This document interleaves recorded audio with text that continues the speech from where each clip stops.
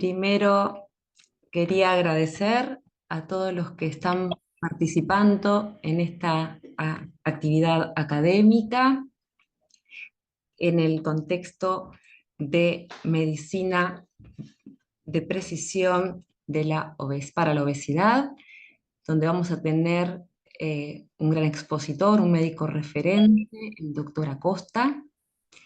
Y antes de comenzar la actividad, aprovechamos para darle la bienvenida y agradecimiento a la nueva directiva de la Sociedad de Diabetes y Nutrición del Uruguay, la doctora Andrea Ortiz. No sé si ella quiere decir algunas palabras antes de comenzar esta jornada. Hola, buenas tardes a todos. Quería felicitar al Comité de Diabesidad por tan interesante actividad. También agradecer al doctor Andrés Acosta, que nos permite compartir sus conocimientos y nos brinda su valioso tiempo. Y además estaba viendo toda la gente que estaba entrando a la actividad y realmente da mucho agrado ver que tanta gente se está sumando. Vamos a aprender mucho sobre el tema y bueno, nada más que desearles muy buena jornada. Bueno, muchísimas gracias, Andrea.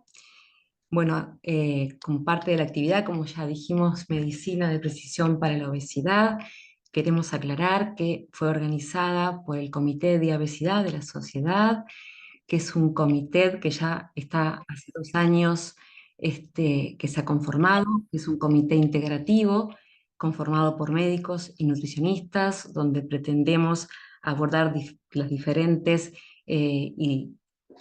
preguntas que nos planteamos sobre el diagnóstico y tratamiento de la obesidad. Y más en este mes, poniendo énfasis que justo es el mes de concientización sobre la obesidad y justo se da esta posibilidad de planificar esta jornada, ¿verdad? Eh, También queremos poner énfasis en que también la doctora Tamara Rodríguez va a explayarse, dado que salió en el mes de enero de este año un nuevo consenso sobre las nuevas clasificaciones y definiciones sobre obesidad, que ella se explayará en unos minutos. Queremos también decir y agradecer sobre el Comité de Diabesidad, eh, que bueno, que hay un comité saliente, la doctora Natalia Estramil y la licenciada Verónica Pietra, y el comité entrante, el doctor Rogelio Acosta, Sebastián Inver y quien les habla, la doctora Clavijo, donde bueno, seguiremos en esta tarea de investigación y tratar de seguir aprendiendo, y más hoy en esta jornada con el exponente y el invitado de honor, el doctor Andrés Acosta.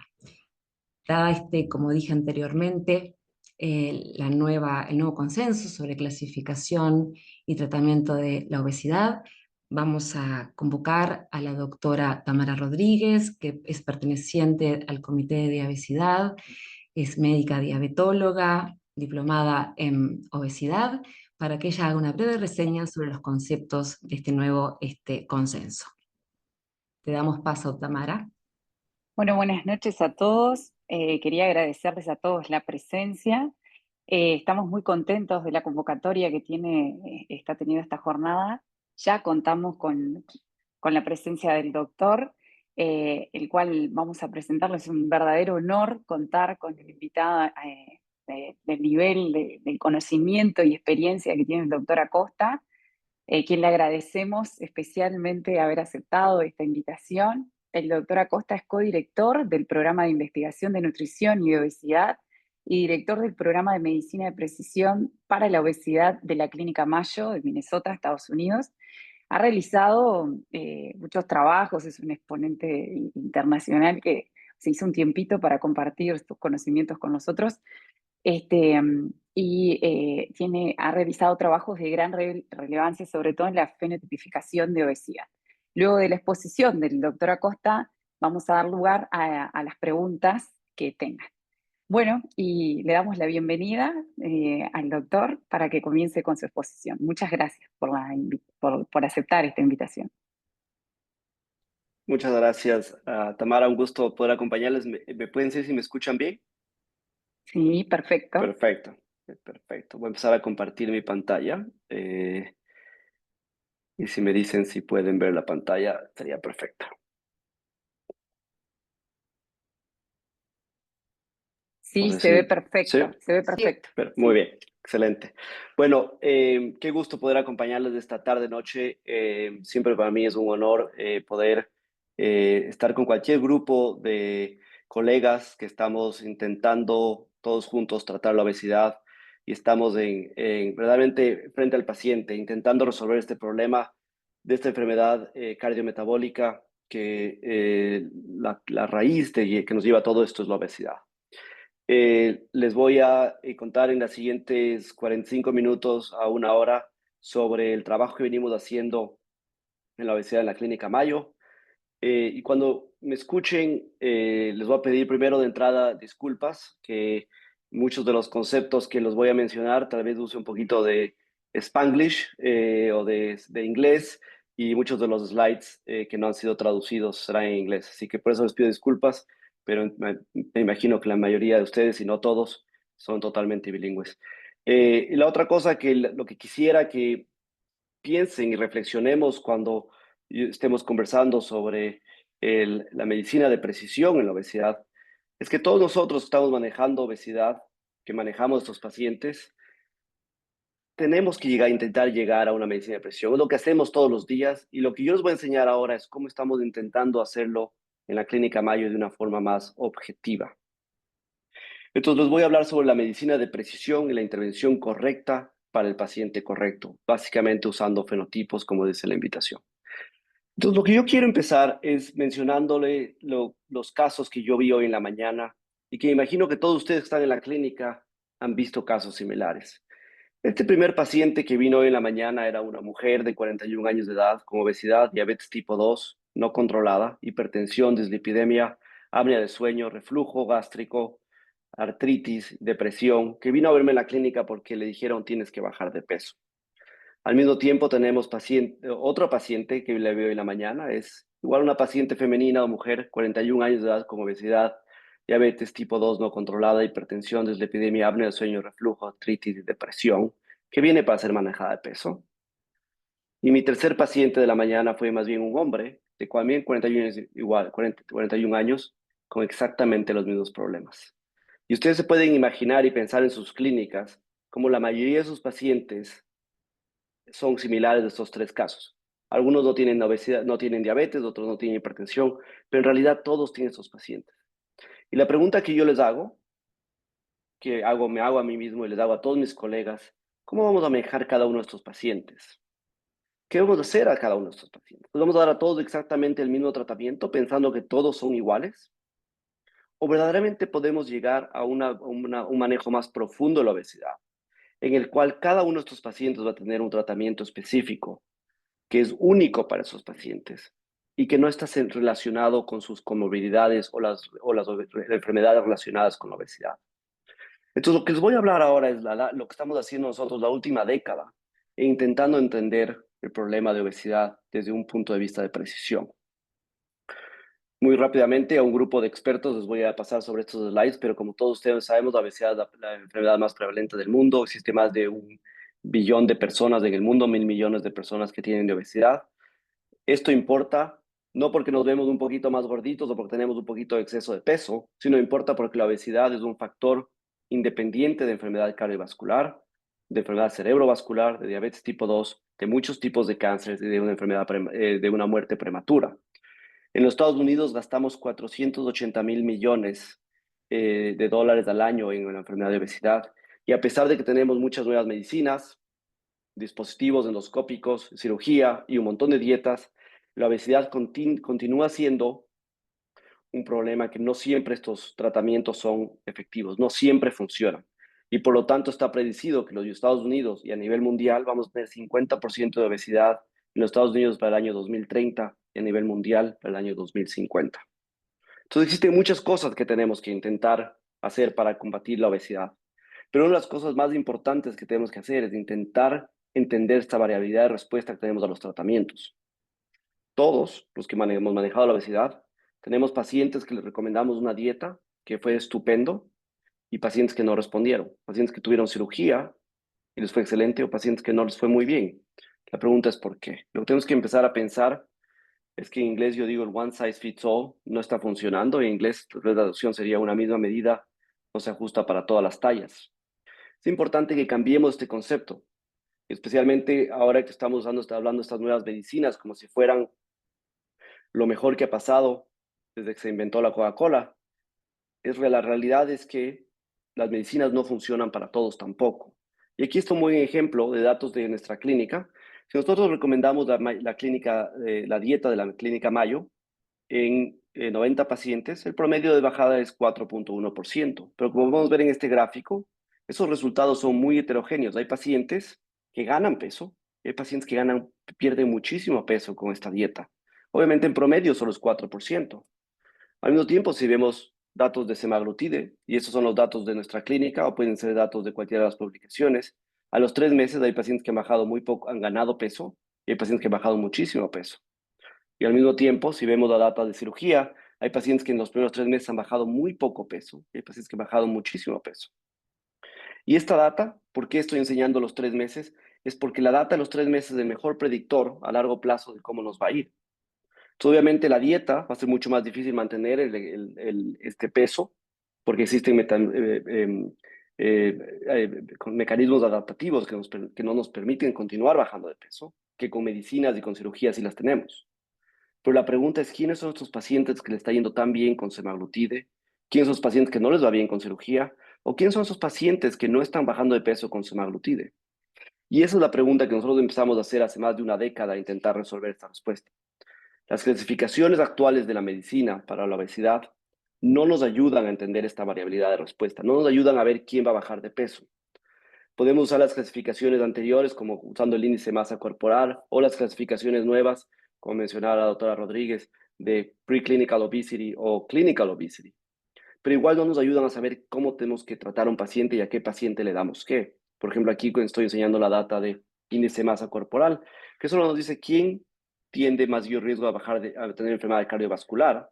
Y si vemos otras clasificaciones como el estatus metabólico de un paciente, igual vemos que nos dice quién va a desarrollar insulinoresistencia, diabetes tipo 2 y enfermedad cardiovascular, pero no necesariamente cómo va a manejar con los pacientes. Estas clasificaciones, al igual que este concepto de obesidad preclínica o clínica, nos dice más bien quién tiene riesgo de comorbilidades, pero no verdaderamente nos dicen cómo estratificar la obesidad. Y por ese motivo, nosotros hemos pensado decir, bueno, tiene que haber una mejor manera para tratar la obesidad. Y esa mejor manera creemos que es la medicina de precisión, en la cual nos olvidamos de este manejo tradicional de las medicinas, de las enfermedades, y en vez de pensar que todas estas enfermedades son una sola, o estos signos de síntomas son una sola enfermedad, que tienen que tienen una medicina o una cirugía que funciona, seguido por unos tratamientos, estos estudios que son muy caros, que nos dan una variabilidad muy alta de respuesta. Cuando hablamos de la medicina de precisión para enfermedades crónicas, lo que hablamos de que tenemos que romper estas enfermedades en subgrupos. Y cada subgrupo va a tener una característica única, que se la puede encontrar con un cuestionario o con una prueba diagnóstica. Y luego podemos hacer estudios más personalizados y de esa forma tener mejores resultados. Entonces, cuando hablamos de la obesidad, intentamos poner en este concepto de fenotipos, pueden ser muchas cosas los fenotipos. ¿Y qué es un fenotipo? Es nuestra genética que está interactuando con nuestro ambiente y eso nos dice quiénes somos. Por ejemplo, si yo tengo muy buena genética, pero si por algún motivo dejo de hacer ejercicio y no como saludable, voy a ganar de peso a través de un fenotipo. Pero al mismo tiempo, si tengo una mala genética, tengo una mutación en algún gen que me está haciendo que me sienta siempre con hambre, por más que haga ejercicio e intente comer sano, siempre voy a tener esa tendencia a ganar de peso, porque mi genética me lleva a comer más. Entonces, con este concepto de fenotipos, yo me pongo a pensar y digo, bueno, ¿cómo analizo eso cuando tengo uno de mis pacientes que quieren bajar de peso? ¿Cómo lo analizo esto cuando tengo un paciente que está en mi clínica o conmigo mismo? Entonces, lo que entendemos y está muy claro es que si hablamos de la severidad de obesidad, podemos usar el índice de masa corporal o el porcentaje de grasa abdominal o simplemente grasa corporal. Pero sabemos que esas medidas solo nos dicen cuánta grasa tenemos, pero no me explican por qué he acumulado esa grasa. No me explican por qué tengo dificultad de bajar de peso. No me explican por qué mi paciente quiso bajar de peso y no le fue bien. Entonces es importante que nos vayamos más allá, porque la obesidad es una enfermedad mucho más compleja que simplemente cuánta grasa tenemos. La obesidad es una enfermedad en la cual existen una serie de componentes, en inglés yo les llamo domains, en el cual el balance energético juega un rol muy importante. Cuando comemos, lo que gastamos, y lo que comemos es cuándo comemos, cuándo nos da hambre, cuándo comemos la mayor cantidad de comidas, qué comemos y cómo esa comida interactúa con nosotros. Al mismo tiempo, nuestro estatus de glucosa e insulino resistencia es muy importante y tiene que estar en homeostasis. Nuestro nivel de inflamación y fibroinflamación, de fibrosis, nos dice también, hay gente que puede comer una dieta muy sana, pero capaz tiene una enfermedad celíaca que produce una inflamación en sus tejidos intestinales que le produce mayor riesgo a tener enfermedad hepática, por ejemplo. Y por último, muchos de nosotros buscamos a la comida en forma de mecanismos de recompensa o hedónicos, en los cuales buscamos a la comida en una forma de placer y de recompensa. Todos estos componentes están interactuando y nos dicen qué somos y quiénes somos y qué hacemos. Y cuando uno de estos balances, de uno de estos procesos homeostáticos, pierden su balance, empezamos a ganar de peso y nos va a llevar a la obesidad.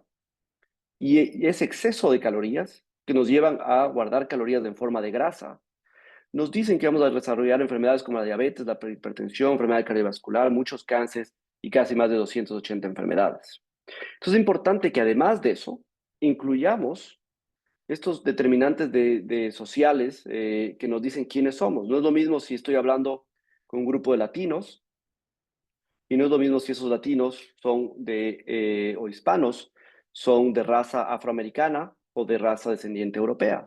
No es lo mismo si hablo tal vez con alguien de Latinoamérica, de Uruguay, que alguien de México. Todos somos distintos y esas cosas tienen que entrar en cuando nosotros intentamos entender la obesidad. Y por último, todos somos distintos cuando hablamos de estos omics, que es la genética, el ambiente que estamos expuestos, o el exposomic, la epigenética, el metabolomics o el proteomics. Esto es la complejidad de la obesidad. Y ojalá algún día podamos explicar cada uno de estos parámetros en nuestros pacientes y tener tratamientos, primero pruebas diagnósticas y segundo tratamientos que sean enfocados a cada una de estas áreas que influyen con la obesidad. Hoy yo les voy a enseñar lo que estamos haciendo en una parte pequeña de la complejidad de obesidad, que es el balance energético. Entonces, ¿qué empezamos a hablar del balance energético? El balance energético, como ustedes saben, es la ingesta versus lo que gastamos. La ingesta nos está llevada por dos partes importantes, la parte homeostática o la parte hedónica. La parte homeostática es tan simple como el control de la temperatura o el control de la sed. Comemos para sobrevivir y comemos porque tenemos mecanismos que nos hacen tener hambre.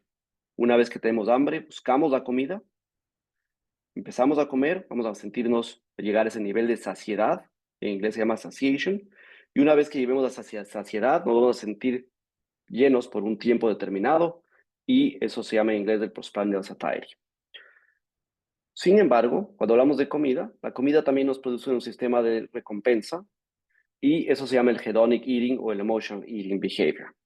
Al mismo tiempo, tenemos el gasto calórico. El gasto calórico viene por un gasto calórico basal y después tenemos el ejercicio y la actividad del gasto calórico que no es llevado por el ejercicio o NEAT y cuántas calorías gastamos en procesar y digerir nuestra comida.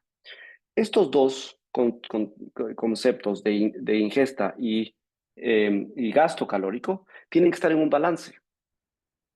Pero si nos ponemos a pensar en la historia de los seres humanos, siempre ha sido beneficioso, de beneficio para nosotros, que podamos comer más y guardar calorías, porque no sabíamos cuándo iba a ser la siguiente comida.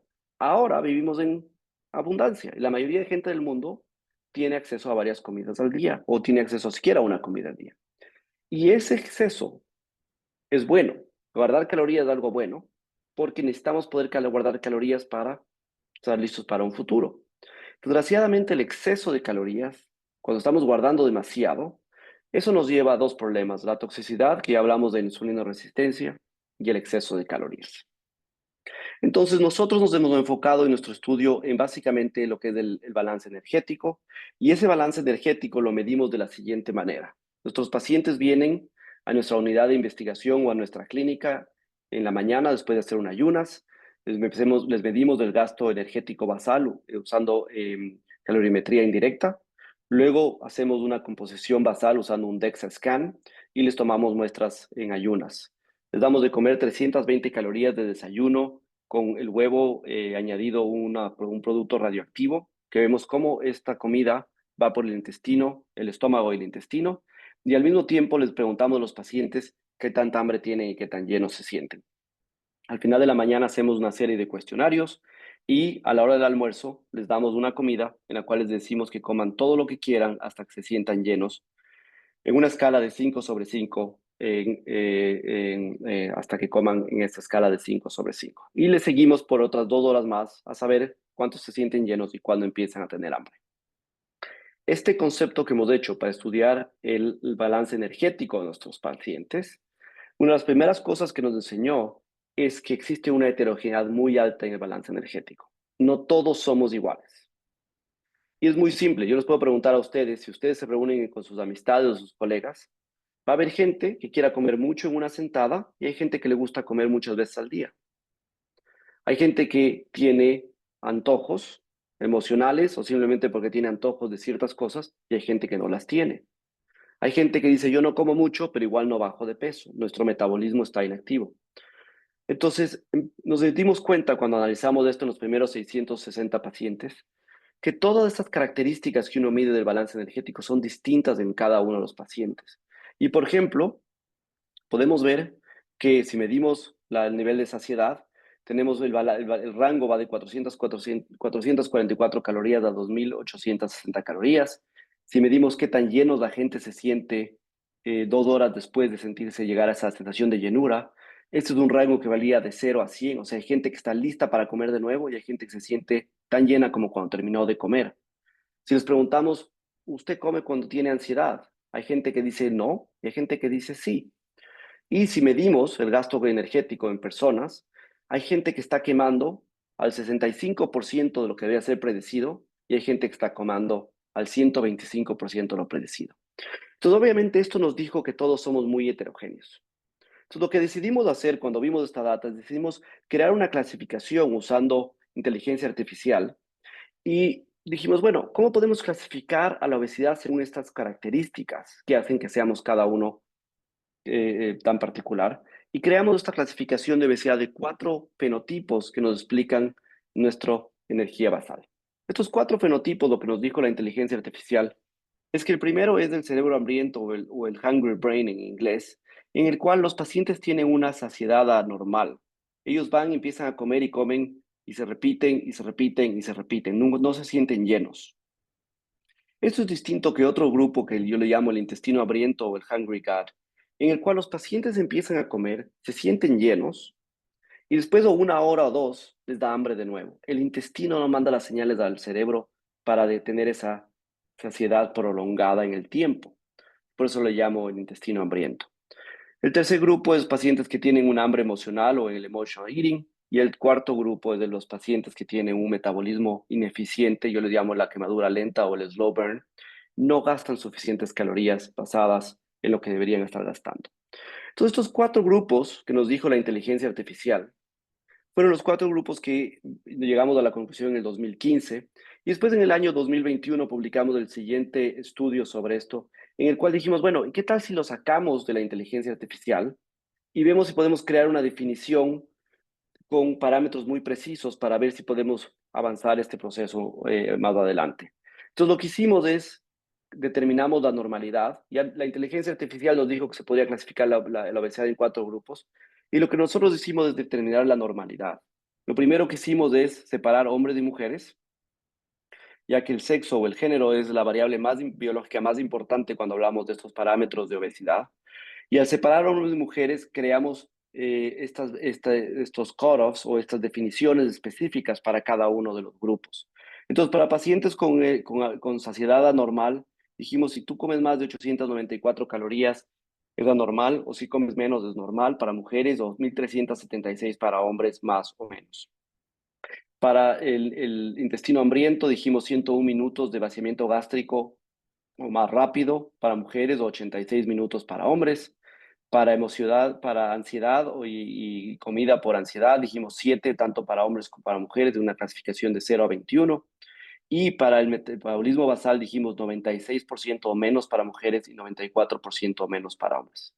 Entonces, lo que hicimos aquí es creamos una definición de qué es normal y qué es anormal. Así como alguien alguna vez lo usó para creatinina o para albumina o para cualquiera de las variables que usamos en el día a día en medicina. Alguien algún buen día dijo, aquí voy a poner la línea de qué es normal y es anormal. Obviamente, como lo hacemos con la medicina normal, si alguien tiene una creatinina de 1.21 y 1.20 es normal, ese 1.21 es anormal, pero es muy cerca de la normalidad. Es el mismo caso. Si tenemos una mujer que come 894 calorías, obviamente está muy cerca de lo normal que si come 893 calorías. Pero el punto es que había que poner la línea en algún lado para intentar entender si estos fenotipos de obesidad tienen una utilidad clínica. Entonces, las clasificamos como lo hicimos, y al hacer esta clasificación, lo primero que nos dimos cuenta al estudiar los siguientes 450 pacientes es que no es tan simple como poner a estos pacientes de obesidad en uno de estos 4 grupos y ahí termina. La realidad es que la obesidad es mucho más compleja y el 27% de los pacientes que ustedes ven aquí en la mitad tienen más de un fenotipo, con 9% de los pacientes tienen 3 fenotipos o más. Y si es que vemos con esta clasificación, el 15% de los pacientes no tienen ningún fenotipo. Entonces fue muy interesante ver que usando estos parámetros de definir normalidad o anormalidad, nos dieron una clasificación de obesidad que nos dice que la obesidad es mucho más compleja que ponerlas en estos 4 grupos. Ahora, si vemos todos los que tienen el cerebro hambriento, es un total de alrededor de 32% de los pacientes que tienen esto, pero 8% van a tener los dos, por ejemplo, los dos fenotipos. Entonces, esto es muy interesante y obviamente hemos seguido estudiando mucho y las publicaciones se seguirán saliendo, y les podré contar más de cómo estamos haciendo para entender cada uno de estos fenotipos y la patofisiología de esta obesidad. Pero lo que quiero enseñarles ahora es hablar un poco más de cómo usamos estos fenotipos para el manejo de la obesidad y para el tratamiento de la obesidad. Entonces, con una serie de estudios, muchos de ellos randomizados, muchos de ellos de evidencia de la clínica, de casos y controles, hemos llegado a un manejo o a una hipótesis en la cual cada uno de estos fenotipos tiene una dieta específica, una medicación específica, un dispositivo para 2 de ellos y cirugía para 2 de ellos. Entonces, les voy a enseñar ahora un poco la data de cómo hemos llegado a estas conclusiones y de cómo y qué hay que hacer para cada uno de estos fenotipos. Entonces, empezando primero por una terapia de comportamiento que incluye dieta, ejercicio y terapia de comportamiento.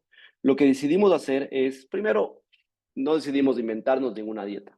Lo que decidimos hacer es decir, bueno, si entendemos la patofisiología de cada uno de estos grupos de obesidad, existe una dieta, ejercicio o terapia de comportamiento que podamos usar para cada uno de estos grupos. Entonces, para el primer grupo de cerebro hambriento, esa gente que necesita comer muchas cantidades de comidas de una sola sentada, decidimos darles una dieta volumétrica que ha sido diseñada por Barbara Rolls en los 90, en la cual obviamente incluye muchas dietas como lechugas y fibra y mucha volumen en la dieta. Eso te da una dieta alta en fibra, y le dimos una dieta baja en calorías, creando un déficit calórico de 500 calorías basado en las guías de la American Heart y de la Sociedad de Obesidad del 2013. Pero al mismo tiempo les pusimos de una dieta de time restricted eating, en los cuales les dijimos que coman al almuerzo y a la cena, o al desayuno y al almuerzo, y la mayoría de gente decidió comer al almuerzo y a la cena. No les dimos recomendación de ejercicio ni de terapia de comportamiento a este grupo. Entonces, básicamente estamos ofreciéndoles que hagan menos de lo que decimos a todos nuestros pacientes, en la cual decimos que todos tienen que hacer todo. A los pacientes con el intestino hambriento que se sienten con hambre entre comidas, les dijimos, les vamos a dar una dieta baja en calorías y les vamos a dar un preload, que se llama una dieta de proteína, que es darles de comer proteína antes de cada comida. Entonces, se les da un snack antes de la comida principal. Entonces, va a haber una hora antes del almuerzo, una hora antes de la cena, y ese snack tiene que ser de proteína. ¿Y por qué decidimos escoger esta dieta? Porque un grupo en Australia, en la Universidad de Adelaide, liderada por el doctor Michael Horowitz, él ha hecho muchos estudios que si uno da proteína antes de la comida importante, liberas más GLP-1 y péptido IgE y haces que te sientas más lleno y esa llenura te dura por más tiempo. No recomendamos ejercicio ni terapia de comportamiento para este grupo. Luego, para pacientes que comen por emociones y ansiedad, les dijimos, ustedes tienen que hacer terapia de comportamiento y les pusimos en sesiones semanales de terapia de comportamiento y simplemente les dijimos que coman 500 calorías menos basado en su dieta, en su gasto calórico. Y por último, a pacientes que tienen el metabolismo lento, les dijimos que tienen que ir al gimnasio a hacer un entrenamiento de intervalos con high intervals de interval training y hacer pesas o resistencia. Y esto fue supervisado una vez a la semana y les dimos una dieta baja en calorías, pero les añadimos proteína después de cada sesión de ejercicio. Esta dieta la estudiamos en un estudio no randomizado, desgraciadamente durante COVID no pudimos hacer estudio randomizado, pero se la comparó con la dieta de la Clínica Mayo, en la cual todos los pacientes hicieron todos, se les dio el mismo reducción del deficiencia de calorías, a todos se les dio una dieta, a todos se les dio una recomendación de ejercicio y a todos se les dio terapia de comportamiento versus la dieta que les acabo de mencionar, en la cual los pacientes recibieron menos recomendaciones y sus recomendaciones fueron específicas a cada uno de sus grupos. Los resultados de este estudio nos sorprendieron al ver que los pacientes que recibieron la dieta estándar bajaron 4 kilogramos en 12 semanas versus los pacientes que recibieron esta dieta basada en su fenotipo que bajaron 8 kilogramos en estas 12 semanas. Y obviamente, debido a eso, hubieron más respondedores en la dieta de los fenotipos comparado con la dieta estándar.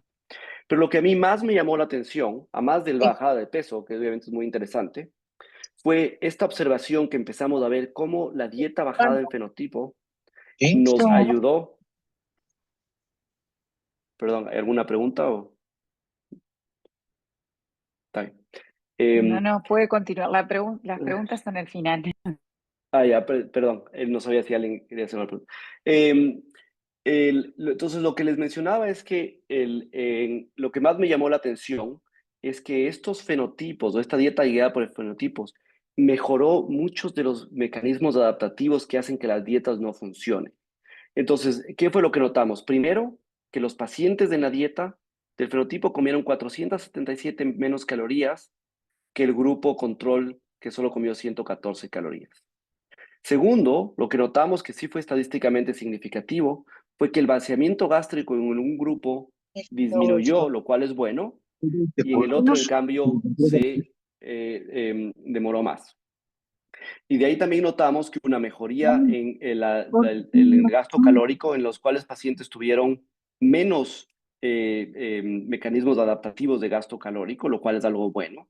Y también hubo una disminución significativa en la ansiedad.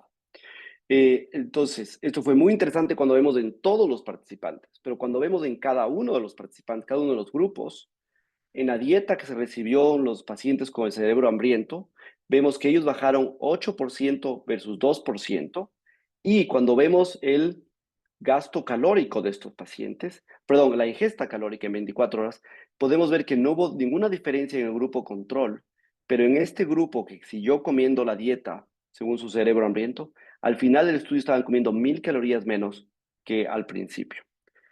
En el grupo del intestino hambriento, ellos bajaron 6% versus 1% en el grupo control. En el grupo control no hubo cambios en el vaciamiento gástrico, mientras que en el grupo del intestino hambriento hubo una desaceleración del vaciamiento gástrico, lo cual es algo bueno en estos pacientes, ya que el vaciamiento gástrico rápido seguramente les lleva a querer comer más entre comidas. En el grupo de la ingesta emocional, ellos bajaron la misma cantidad de peso que los pacientes en el grupo control, lo cual fue muy interesante, pero al ver su nivel de ansiedad, el grupo control, a pesar de haber bajado de peso, no hubo una mejoría de ansiedad, mientras que en el grupo que recibió la dieta y el tratamiento específico para controlar sus emociones de la comida, ellos tuvieron una baja significativa en el nivel de la ansiedad, lo cual fue muy interesante observar. Y por último, en el grupo del metabolismo inactivo, vimos que estos pacientes bajaron 8% versus 3%, lo cual me dice que es muy interesante. Hay un grupo que sí responde a ir al gimnasio, por más que hay muchos comentarios en las redes sociales de muchas publicaciones que dicen que hacer ejercicio no ayuda a bajar de peso. En cambio, aquí vimos que este grupo sí mejoró con bajada de peso. Y por último, lo que notamos es que estos pacientes no solo bajaron de peso, sino que aumentaron su masa corporal, lo cual es fascinante ver que a pesar de que bajaron de peso 8%, tuvieron una mejoría de la masa corporal de más del 12%, lo cual es fascinante ver este cambio en su masa corporal con pérdida de peso. Entonces, el resultado que llegamos después de este estudio fue que la dieta basada en fenotipos no solo que nos ayuda a bajar de peso, pero también disminuye estas adaptaciones metabólicas, teniendo una reducción menor del gasto energético, cambio metabólico, nos ayuda con el vaciamiento gástrico y nos ayuda a mejorar nuestras comidas por emociones. Esto obviamente debe ser realizado ahora en un estudio randomizado y ese estudio está ahorita en ejecución, esperamos terminarlo en un par de años, en un estudio randomizado de 1 año. Cambiando de tema, voy a hablar ahora de las medicinas. En el tema de las medicinas, tenemos que la siguiente hipótesis. La siguiente hipótesis que nosotros llegamos es que para el cerebro hambriento tenemos que usar fentermina topiramato. Para el para el intestino hambriento tenemos que usar los GLP-1s, liraglutide y semaglutide. Y para esta comida por emociones tenemos que usar el bupropion, naltrexone, sustained release. La verdad no sé qué medicinas tienen ustedes en Uruguay, pero me imagino que están conocidos por estas medicinas y han leído la literatura.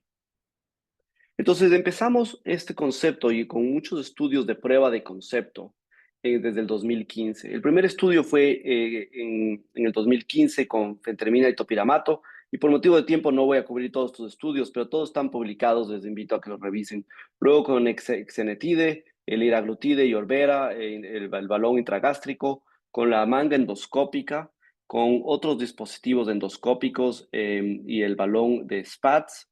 Luego hicimos un estudio de evidencia real en la clínica en España con un colaborador, Gontran López Nava. Luego hemos hecho estudios con la cirugía y el bypass gástrico, el TORI, que es para pacientes que ganan peso después del bypass gástrico, y en colaboración con AstraZeneca, ellos han hecho estudios con el GLP-1 glucagon coagonist. Toda esta información la llevamos a un estudio pragmático en el cual hicimos este tratamiento basado por fenotipos a pacientes que recibían medicinas. Tuvimos 84 pacientes que fueron fenotipados y 228 pacientes que no fueron fenotipados. Este estudio se lo hizo antes de que se publique semaglutide, entonces semaglutide no fue incluido en este estudio. Entonces, antes de tener semaglutide, lo que nosotros encontramos es que si hacemos un estudio basado en fenotipos, el 98% de los pacientes van a bajar más de 5% versus 74%. 79% de los pacientes bajan más de 10%, 43% de los pacientes bajan más de 15% y 30% de los pacientes van a bajar más de 20%. Esto nos dio un resultado que los pacientes fenotipados tratados con medicinas bajaron 16% de peso versus o comparado con 9% de peso si recibieron medicinas y no fueron fenotipados. Entonces estos datos, perdón, fueron muy bien recibidos, perdón, a pesar de que no se usaron las medicinas modernas como semaglutide o tirzepatide. Pero usando las medicinas de primera generación, como el fentermina, topiramato, la liraglutide y el bupropion naltrexone, nos pudimos ver que solo escogiendo al paciente adecuado podemos mejorar los resultados con estas intervenciones. Les invito a todos a leer este paper, que es el que nos ha llevado a entender que una medicina guiada por fenotipos nos puede ayudar a mejorar el tratamiento de estos pacientes. Entonces, basado en ese estudio, llegamos a esta conclusión y ahora les voy a enseñar un poquito de dieta de la cirugía bariátrica.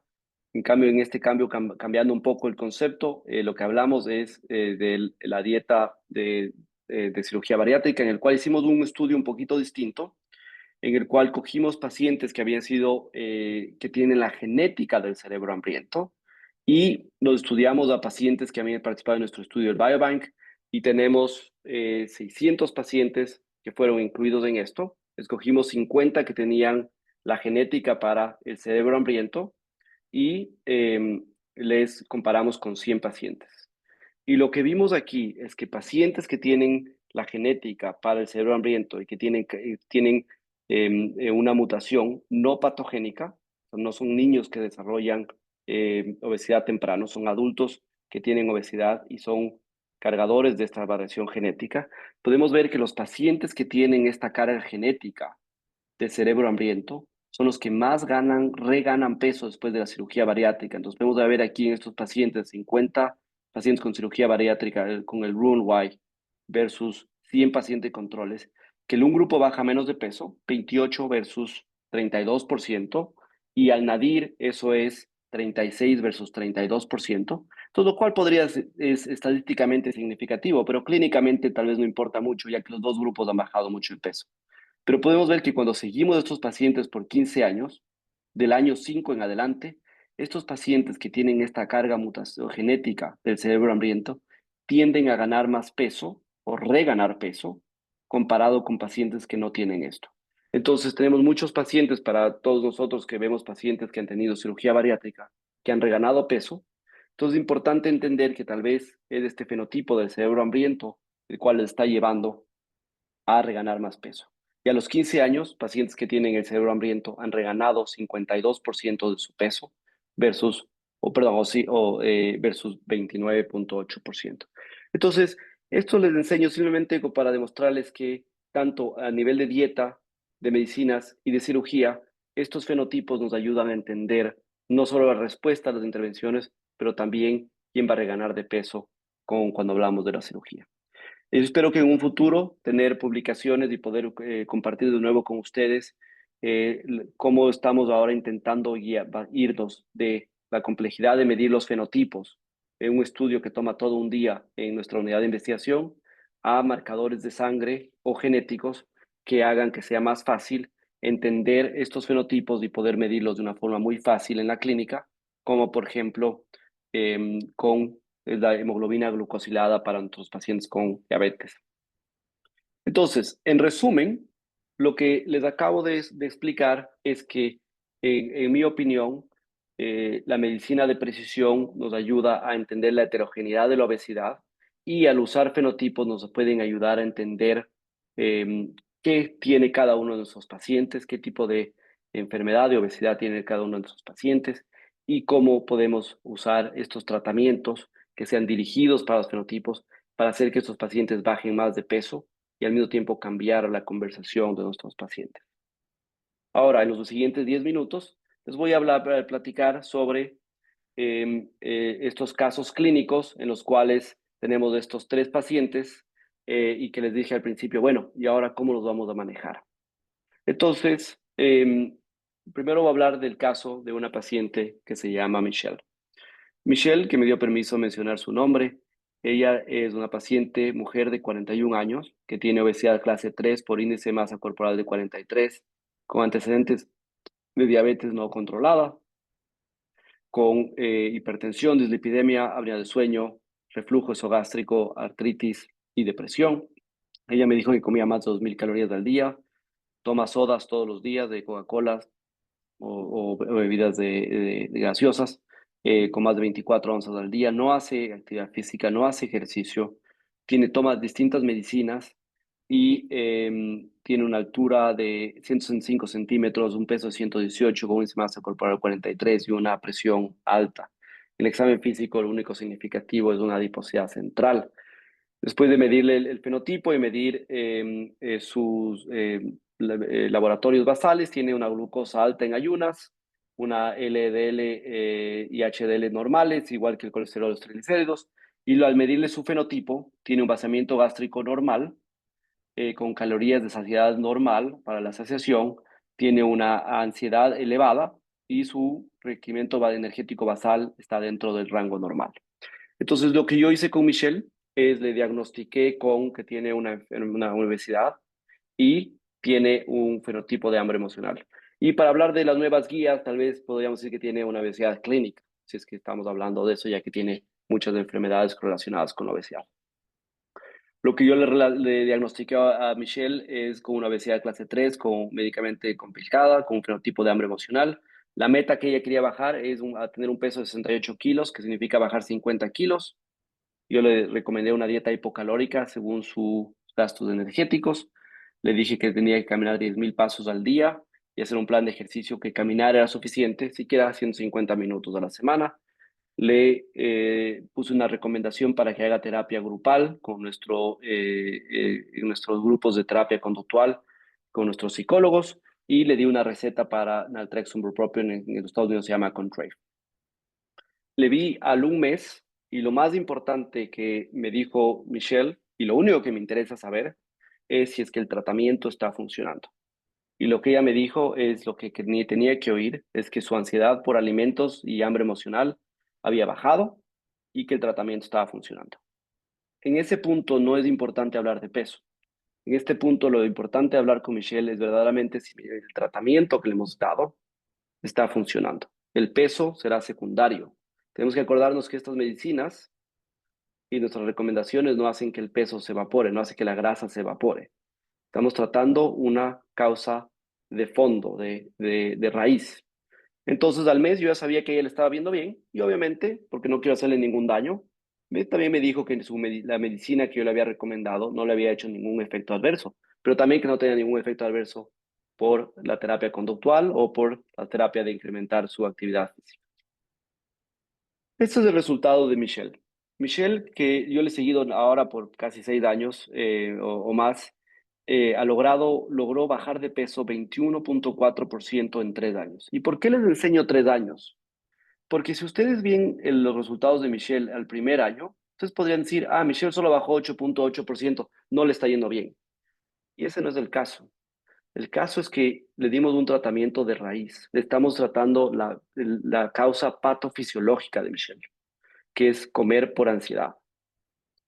Y además de eso ha bajado 8.8%. Pero como vamos a ver, como ella ya entendió su problema de fondo y ella ahora ya tiene muchos distintos mecanismos para tratar su ansiedad. La medicina le ayuda, pero también tiene terapia conductual, tiene un grupo de apoyo, tiene un grupo de chat, sale a caminar con gente que tiene su mismo problema emocional, intentan buscar otros mecanismos para cambiar su problema conductual. Podemos ver que ella ha seguido bajando y bajó 13.6 a los 2 años y a los 3 años ha bajado 21.4.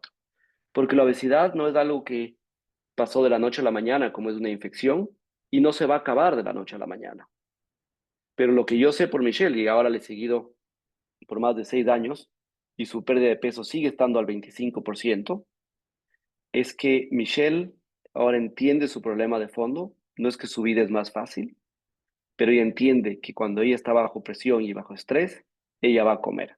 Entonces ahora sabe que tiene que tomar agua, tiene que ir a caminar y tiene que usar estos otros mecanismos y estar más mindful sobre su problema emocional. Entonces lo que puedo decir es que Michelle tiene una obesidad ahora controlada, ya que su índice de masa corporal es normal y tiene un fenotipo de hambre emocional que está tratado.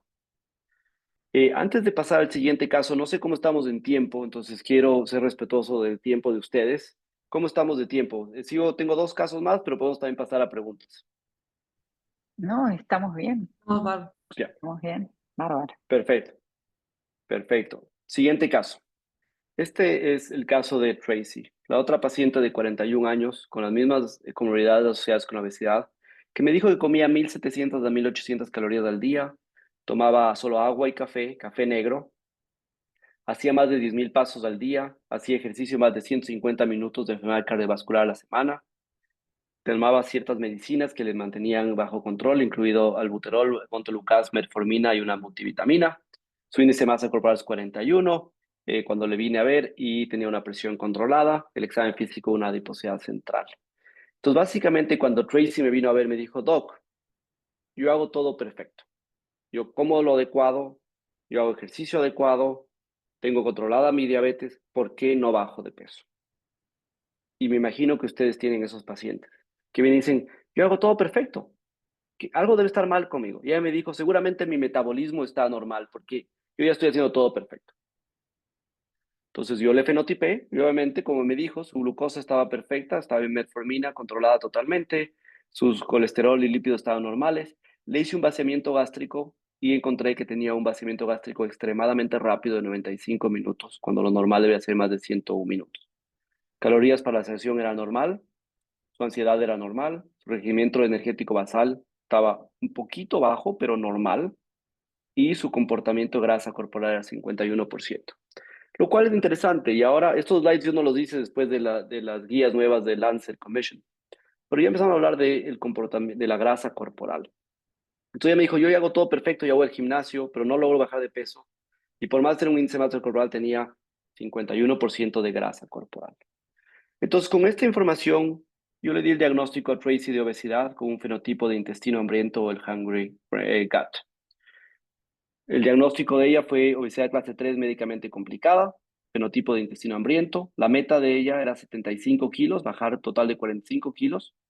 Le di una dieta un poquito más hipocalórica, ella estaba comiendo 1.700 calorías, le dije como alrededor de 1.200 calorías al día, alta en proteína, y le di el liraglutide, Saxenda, a dosis de 3 miligramos. Igual, al mes le vi a Tracy, no tenía ningún efecto adverso a la medicina, y lo que ella me dijo es, no me siento con hambre todo el tiempo como me sentía antes. Entonces yo al primer mes supe que el tratamiento estaba funcionando a Tracy. Y además me dijo que ella era capaz de ahora de irse a una dieta baja en calorías, ya no tenía ningún problema en comer tantas calorías. Lo que pasó con Tracy es que en el transcurso de su primer año, de agosto del 17 a agosto del 18, Tracy bajó 32.3% en semaglutide. Obviamente llegó a un peso totalmente normal que se ha mantenido hasta el siguiente año y hasta ahora. Ahora ya solo le veo a Tracy en el corredor de la clínica, ya que ella trabaja en nuestra clínica. Ya no es mi paciente, pero sigue tomando semaglutide. Ha bajado 38.8%, 46 kilogramos. Su masa corporal bajó de 52 a 32. Y lo que a mí me fascina y me encantaba verle a Tracy conversar y que ahora igual me lo dice cuando le veo en el corredor, es que me dice, esto fue fácil para mí, porque es lo que me hacía falta. Y yo pienso en esos pacientes que vienen con hipotiroidismo y uno les da hormona tiroidea de reemplazo y les va estupendo y se sienten muy bien. En este caso, Tracy tuvo la misma reacción a una dosis de liraglutide de 3 miligramos. No estamos hablando semaglutide o tirzepatide o cualquiera de estas nuevas medicinas. Con semaglutide, con liraglutide, ella bajó 38.8%. Entonces, Tracy tiene una obesidad controlada y un intestino hambriento tratado. Y el último caso que quiero mencionarles es el caso de Jim. Jim es un paciente de 41 años con las mismas características y comorbilidades que los casos anteriores. Él dice que come más de 2.000 calorías al día, pero no sabe cuántas. Toma té, agua, café y raramente alcohol o sodas dietéticas.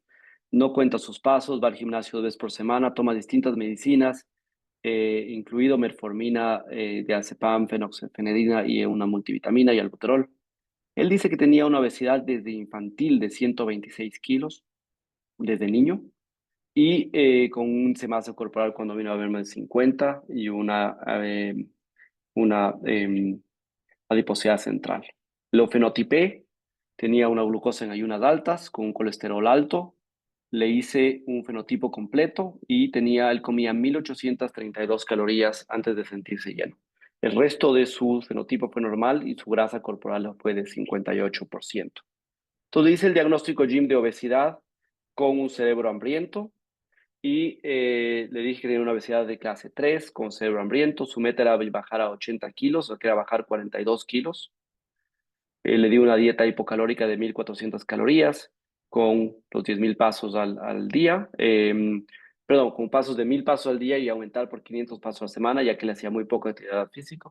Y le di la medicina de fentermina topiramato, Qsimia, aprobada aquí en los Estados Unidos. Igual, al mes le vi y él me dijo, me siento ya lleno en cada comida y las porciones de la cena ahora son mucho menores, ya que llego a una sensación de llenura, ya no tengo que repetirme y comer cantidades muy grandes. Él no tuvo ningún efecto adverso a la medicina y en el transcurso de los primeros 9 meses, con esta medicina, Jim bajó 20.1% que es equivalente a 25 kilos.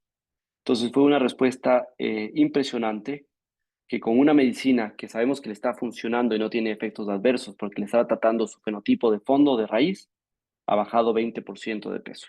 Entonces con eso puedo decir que Jim tiene una obesidad que estaba en mejoría cuando hice este dispositivo, con un fenotipo de cerebro hambriento que está tratado.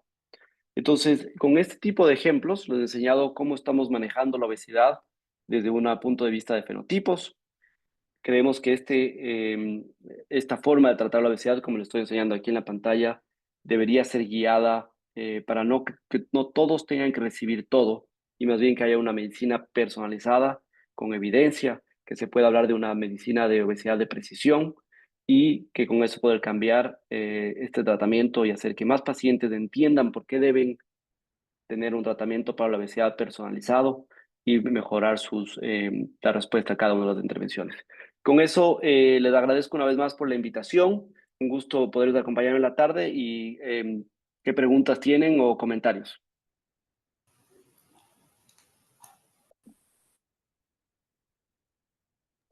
Vamos a dar paso al doctor Sebastián Inver, que va a moderar esta parte de las preguntas. Eh, Nosotros hay muchos fármacos, comentarle para Costa que acá hay muchos fármacos que no contamos y que algunos fueron aprobados, pero que bueno, los pacientes los traen de los países que están al lado de Argentina y Brasil, pero hay muchos pacientes en tratamiento con este tipo de drogas nuevas como semaglutide. Eh, Quería preguntarle un poquito si en la experiencia que tienen ustedes con el tema de los pacientes con una fenotipificación de cerebro hambriento, donde los tratan con topiramato, ¿hacen algún cuestionario para evaluar si afecta cognitivamente a estos pacientes por el topiramato, digo? Sí, no hacemos ningún cuestionario, es simplemente por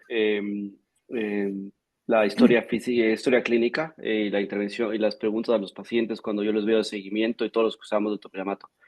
Pero las dosis que usamos para obesidad de topiramato son muy bajas. Son raramente yo voy a más de 100 miligramos al día.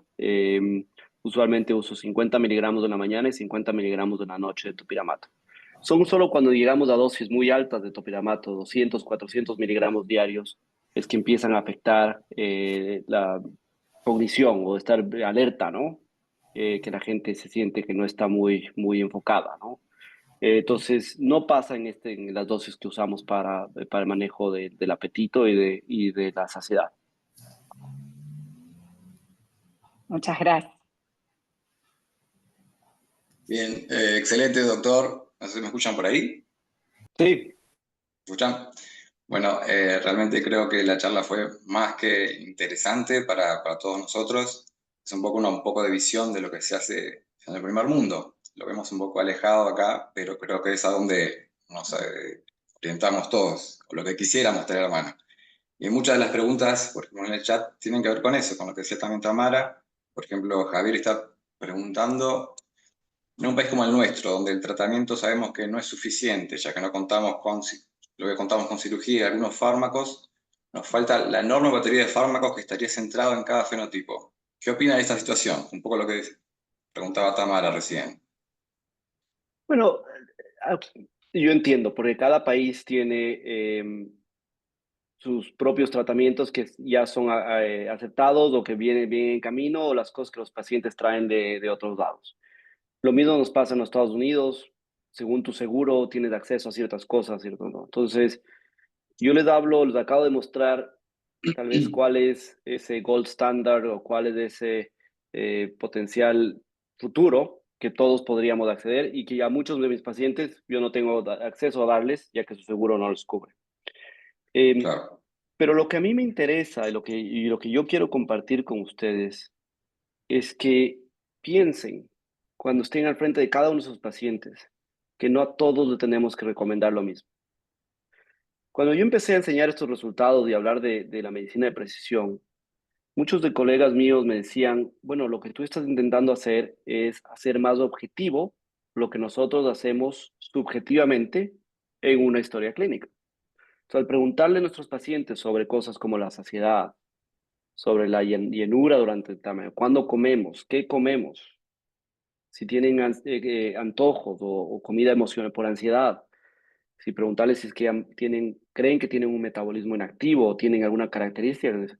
Solo al empezar a hacer ese tipo de preguntas y empezar a hacer, bueno, tal vez puedo darle una medicina como, no sé si tienen el bupropion, que te ayuda con los antojos, o una medicina para los antojos si tiene ese concepto. Para ver si tiene un problema más de saciedad, pensar en el topiramato, o qué cirugía puede hacer. Solo al empezar ya a pensar de esta forma, ya hemos dado un gran paso adelante. Porque no podemos pensar que a todos nos va a funcionar lo que a mí me funcionó, lo que a mí me gusta. Entonces, a veces cuando hablo con mis colegas de nutricionistas, dietólogas, y me dicen, no, es que a mí me gusta hacer la dieta de keto, por ejemplo, de grasas, ¿no? De ketogénica. Yo digo, bueno, no creo que funcione en todos, porque no buscamos en qué funciona. Y hay otra gente que me dice, no, a mí me gusta más bien dar una dieta baja en grasa. Bueno, ¿a quién le va a funcionar? Entonces, tenemos que empezar a pensar que este concepto de cualquier cosa que nosotros hagamos no va a funcionar en todos, ni siquiera la cirugía bariátrica. Si tengo algún colega cirujano aquí en el panel, tenemos que entender que ni siquiera la cirugía bariátrica funciona para todos. Ahora, en un mundo ideal, yo espero que tanto en Uruguay, como para mí en Ecuador, cuando voy a Ecuador o en los Estados Unidos, podamos seguir construyendo estas herramientas ya sea por pruebas diagnósticas o por cuestionarios o lo que sea que podamos usar para seguir avanzando el campo y lograr ir de una medicina tradicional a una medicina más futurística que sea medicina de precisión. Bien, perfecto. Muchas gracias. Acá otra pregunta nos dice si se ha encontrado en los estudios analíticos algún tipo de marcador específico que nos oriente a lo que es la inflamación de bajo grado. Sí, ese es un área totalmente distinta a la que les hablé hoy, pero de extremada importancia. Hay muchos marcadores. Yo me he ido mucho la proteína C reactiva de alta sensibilidad, el CRP. Lo mido mucho en muchos de mis pacientes y la monitoreo. Y cuando están bajando de peso, quiero que eso se normalice. Si no se normaliza, a pesar de haber bajado más de 10% de peso o 15% de peso, empiezo a buscar otras causas que estén llevando a la inflamación en mis pacientes. Entonces eso vuelve a ese cuadro inicial que les mencionaba, que la complejidad de la obesidad tiene un componente importante que es ese componente fibroinflamatorio, de fibrosis y inflamación, y es uno de los componentes importantes que deben ser monitoreados y tratados. Bien, perfecto. Tenemos otro tipo de pregunta que nos dice si hay algún tipo de fenotipo que se asocia a un mayor riesgo cardiometabólico que otros. Sí, es una excelente pregunta y el año pasado publicamos un estudio en el cual demostramos que si tienes dos o más fenotipos, tienes un riesgo más alto de tener un índice de masa corporal más alto y más riesgos cardiovasculares. Pero ninguno de los cuatro te lleva a un riesgo por sí solos, a un riesgo cardiovascular más alto. Entonces, lo cual es muy importante esta diferencia, porque lo que nos dice es que hay factores que nos llevan a ganar de peso. Y esos son estos cuatro fenotipos que yo les he hablado hoy la mayor cantidad del tiempo. Estos factores nos llevan a ganar de peso.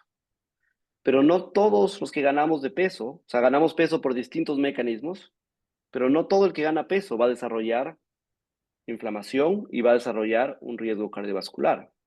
Entonces hay que pensar que el motivo por cual tú estás ganando de peso es el motivo por cual debo tratarte para bajar de peso, pero no necesariamente está relacionado con tu reacción de inflamación. Y eso es muy fácil verlo. Vemos pacientes con obesidad que desarrollan enfermedad hepática, que desarrollan enfermedad coronaria, que desarrollan problemas de riñones, diabetes temprana, etcétera, etcétera. Pero no todos. Pero todos quieren bajar de peso. Entonces es importante separarles, ya que un componente es más el motivo por cual ganamos de peso y el otro es un componente porque desarrollamos complicaciones. Bien, perfecto. No sé si hay alguna otra pregunta. que quiere hacer. Si nos vamos cerrando un poco la jornada, ya vamos un poco pasados, robándole un poco de tiempo de consulta al doctor.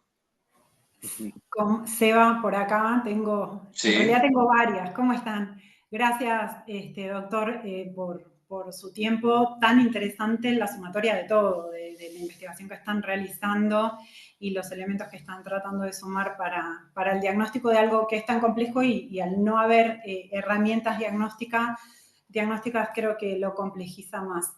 En realidad, una desde lo conductual, y aprovecho las dos y después vemos cómo las va ordenando. Lo que entendía cuando expresaba de que fueron generando tratamientos en relación al fenotipo y no aplicar como todo el bagaje de herramientas clásico, dieta, ejercicio, medicación, ¿cómo se siente eso en el paciente o qué devolución en general tienen en relación digamos, a individualizar el tratamiento y cómo lo recibe el paciente? Y la otra, más centrada en el caso de Tracy, que tú comentabas que estaba con un peso estable, normopeso y mantenían el semaglutide.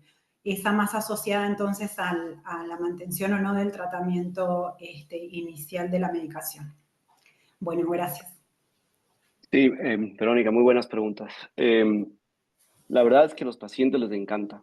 Yo nunca pensé que al volverme experto en obesidad y enfermedades cardiometabólicas, iba a tener pacientes que iban a llorar en la clínica conmigo.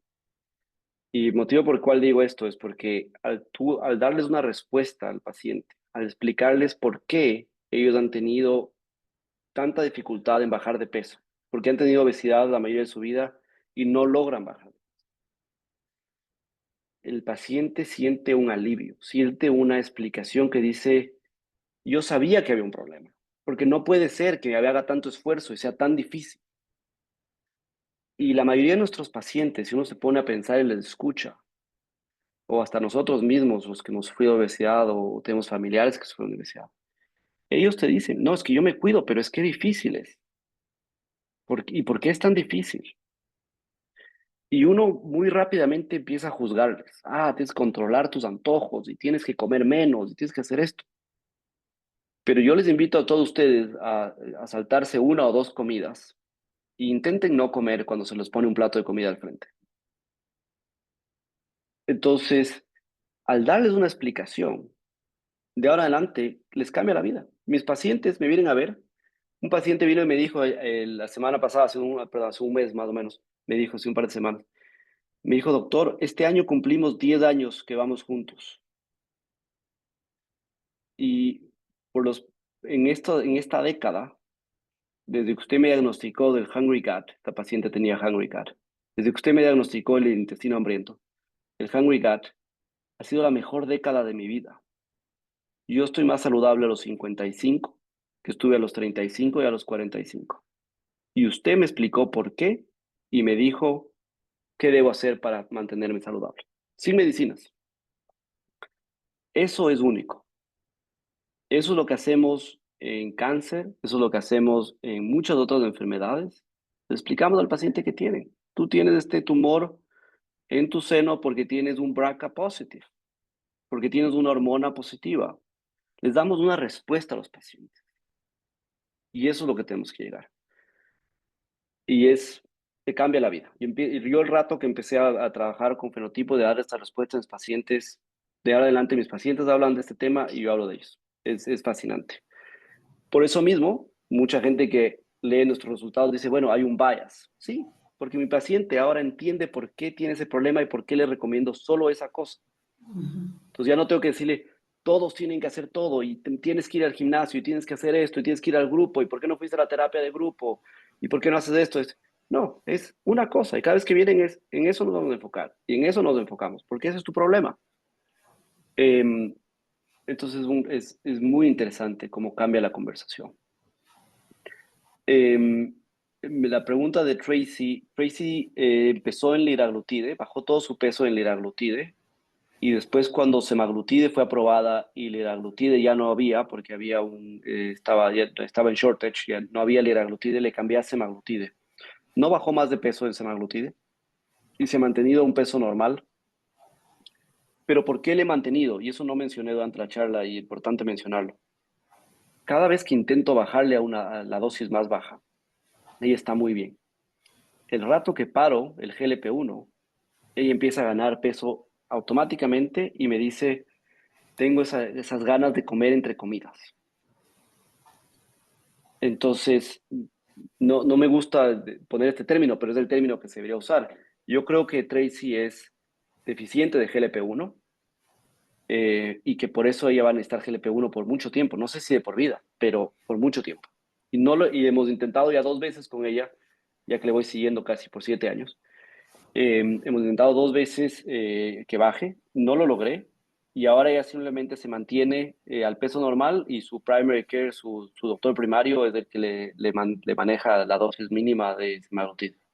Y yo ya no le veo porque dije, hemos intentado y está a peso normal, ¿no? Entonces seguro ya no le cubre venir a ver.